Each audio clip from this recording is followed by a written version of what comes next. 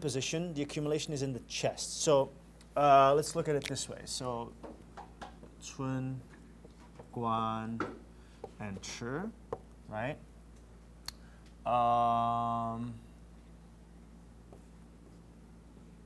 Right. So this is the chest, the diaphragm, kind of the abdomen like this, right? Does that make sense? Like belly button? Well, it doesn't really make sense. Like this, something like that. It's kind of a weird body structure, but I did go to art school, but I wasn't very good at it. So if it's on the Chun position, it is in the chest, right? So basically, Tian Tu all the way to like CV15, whatever, is 22, is it something like that? 22 to 15. That is the chest, boom. That is, if it's on the, if you have a pulse finding on the Chun position, that's right, that's the chest. That's the location that talks about the chest, right? Then, if it exceeds the Chun position, if it's above the Chun position that you feel something particular, then it is the throat, right? So this is the throat and above, basically. So anything that will come higher up than the Chun position will have some type of head involvement. Like a lot of times, water coming up, fire coming up, whatever, there can be dizziness or headaches or all kinds of yang floating or yang surging or rebellious flow, those kind of things. So above the Chun position means it is throat or above, right? If it is on the Guan, he says it is next to the belly button, right? To the sides of the umbilicus. So on the Guan position basically talks about the umbilical line, right? Remember, I always say, that's the line that you kind of symbolically buried into the sand to this depth, right? Your body, everything below this line is underground, everything above this line is above ground, right? That's kind of, because Tian Shu, like stomach 25, that basically means the horizon, right? That's kind of your body's horizon. So this line is the Guan position, right? When it is above the Guan position, the accumulation is under the heart. So basically, he's saying that this whole location here, so we're talking between CV 15 and then CV8, he's saying that this is the whole under the heart location, right? Now, when we say under the heart, I mean, that's the epigastrium. That's where the stomach is, right? Now, for diagnostic accuracy and for just keeping it real, it's not really all the way to the belly button.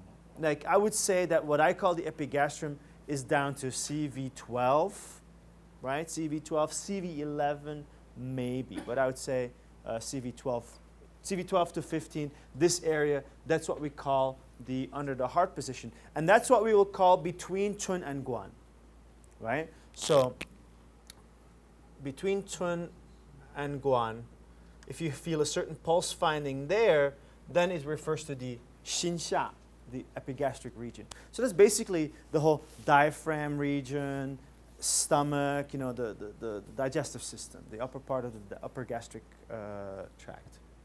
Right.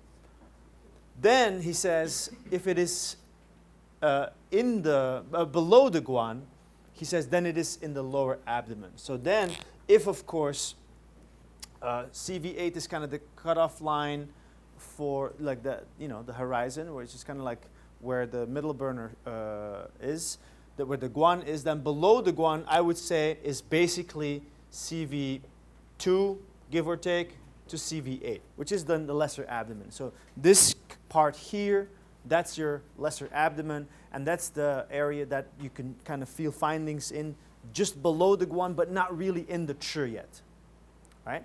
And then the Chi position, so this is right here, so lesser abdomen, right? And then the Chi position, he says that that is level with stomach 30, qi cong or qi jie, right? So basically, the inguinal line here, so if you're thinking of the inguinal line, which is basically level with the perineum, with the bottom of your body. It's like if you're sitting on your butt, right? That's that line. That is the Chi position, right? If you go lower than the Chi position, if let's say a long pulse, people who have constipation, then basically it involves the legs. And my teacher would always see when they had a long pulse, so like people with constipation, Yang Ming disease, long pulses, he would ask them if they had any like tightness in the quads or things like that, he would always ask that question. Right? So if the pulse is long, it means it exceeds the Chi position. So the Chi position itself would basically be the floor, the pelvic floor. Right? Because that would be then level with stomach 30, right, in the legs, right? Like this. And then here he mentions a little bit about if it's more on the left or on the right, then you can figure out where the mass is on the left or on the right. I don't really know what that means. I also don't know how to find masses from the pulse. I mean, and it's not something I've ever learned, and I don't think it's something I'll ever figure out anyway. So, but just simply put, Chun is chest, Guan is umbilical line, right? That's the cutoff line between true middle burner and lower burner, right? And then Chi is pelvic floor. Those are the three lines, right? And then between Guan and Chi is the epigastrium, right? Between Chun and Guan is the epigastrium. Between Guan and Chi is the lower abdomen. Right? So that's kind of, so like Sinisan is a perfect example. In Sinisan, we will see that the pulse has a dong pulse, like the flicking bean pulse between Guan and Chi on the left hand, right? And so that's a Chi stagnation with some, stagnation heat in that location. And the location of this Chi stagnation is therefore in the lesser abdomen. So if you ask people if their Sinisan patients, if their bloating is, where their bloating is in the abdomen, they'll always say, oh, it's always below the belly button. It's always the umbilical line and below. It's like the lower abdomen that feels bloated. That's typical for that Sinisan kind of presentation because it has that pulse dong between Guan and Chi on the left, right? So that's kind of how that plays out. A lot of the Xiongbi, the chest obstruction patterns that we'll see in the Jingui, have fullness in the epigastrium, and then because of that, the Chi can't descend, so the diaphragm can't pivot and all those things. So you often have a dong, that flicking bean pulse between Chun and Guan.